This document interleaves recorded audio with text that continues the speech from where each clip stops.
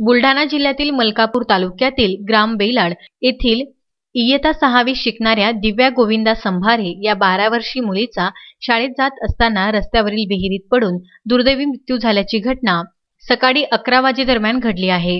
याबाबत सविस्तर वृत्त असे की बेलाड येथील दिव्या गोविंदा संभारे वय 12 वर्ष ही ग्रामीण विकास विद्यालयात इयत्ता 6व्या वर्गात शिकत होती। सकाळी 11 वाजेदरम्यान शाळेत जाण्यासाठी निघाली असता रस्त्यावरील विहिरीत पडल्याने तिचा मृत्यू झाला। याबाबतची माहिती शहर पोलिसांना मिळताच पोलीस उपनिरीक्षक शरद माळी पोलीस ताफ्यासह घटनास्थळी पोहोचले। ग्रामस्थांच्या सहकार्याने विहिरीतील पाणी मोटरीद्वारे उपसून दिव्याचा मृतदेह विहिरीतून बाहेर काढून उपजिल्हा रुग्णालयात आणला।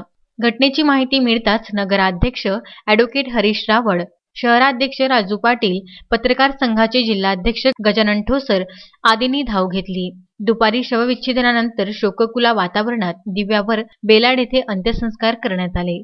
पुरुषोत्तम भातुरकर, विदर्भ न्यूज, नांदुरा।